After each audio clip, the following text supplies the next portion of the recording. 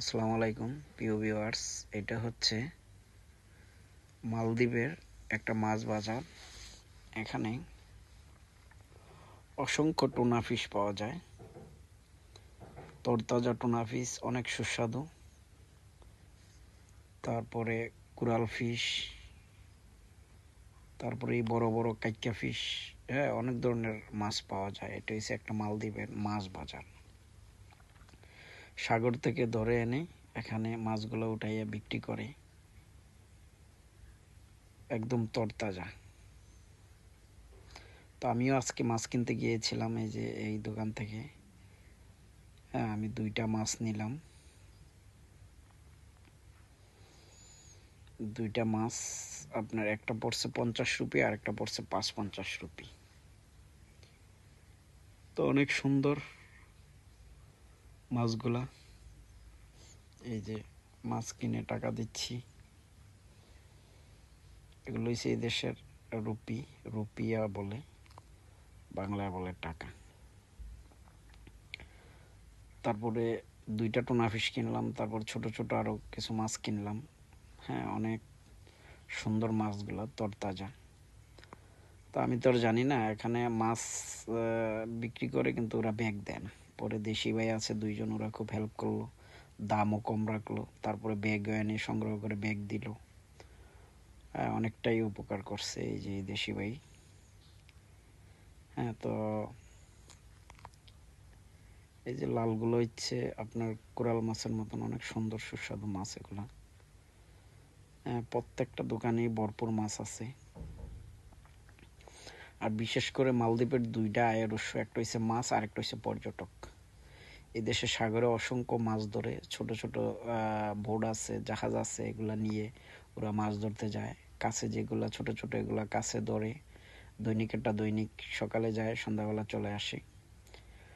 আর বড় বোটগুলো 1 সপ্তাহের জন্য যায়, 1 সপ্তাহ মাছ ধরে, তারপরে ফ্রিজিং করে রেখে এনে এখানে বিক্রি করে। হ্যাঁ, এই দেশে অনেক মাছ পাওয়া যায়।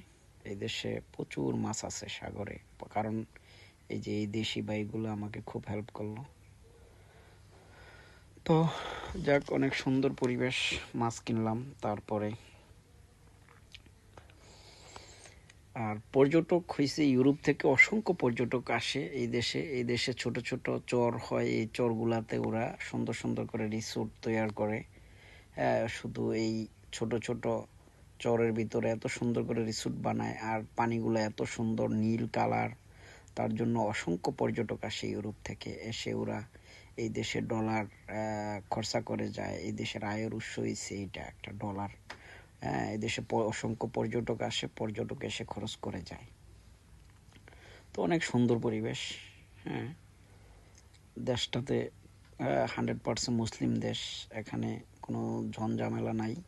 আর এই দেশের যেই বাজার ঘাটগুলা, এই দেশে যে কনস্ট্রাকশনের কাজ, এগুলা বাংলাদেশের লোক, ইন্ডিয়ান লোক, তারপরে পাকিস্তানের লোক, হ্যাঁ, এই দেশ তারাই করে। হ্যাঁ, বাঙালিরা অনেক ব্যবসা বাণিজ্য করে দোকান নিয়ে নিয়ে এই দেশের মানুষের নামে, তারপরে ওরা পরিচালনা করে। এই যে আমাকে দেশি ভাইটা মাছ প্যাকেট করে দিল। তো এই দেশে অনেক সুন্দর ব্যবসা করা যায়। হ্যাঁ, কারণ ভালো লোক পাইলে ওর নামে দোকান খুলে, তারপরে ওকে কিছু বেতন দিলে তো ব্যবসা করা যায়, অনেক সুন্দর ব্যবসা করা যায়, ভালো টাকা আয়ের উৎস। এই দেশটা অনেক সুন্দর, টাকা উড়ে, ডলার উড়ে। অসংখ্য বাংলাদেশি আছে, প্রায় 1-1.5 লাখ বাংলাদেশি লোক আছে এই দেশে, মালদ্বীপে, ছোট একটা দেশ।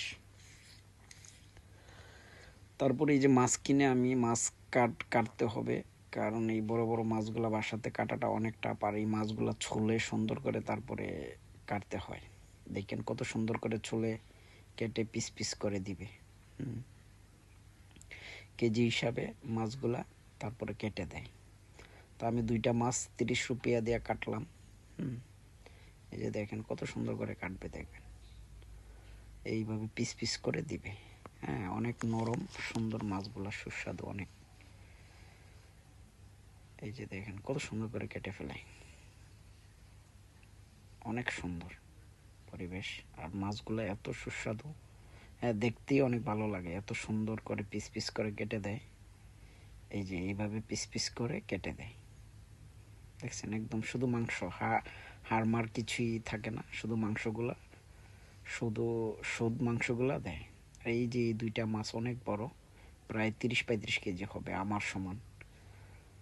তো এটাও দেশি ভাই, উনি একটা রেস্টুরেন্টের জন্য মাছ কিনে নিয়ে যাচ্ছে। সবাই মাছ কাটা নিয়ে ব্যস্ত আছে। অসংখ্য মাছ আছে এই দেশে। এই দেশের আয়ের উৎস হয়েছে মাছ আর পর্যটক।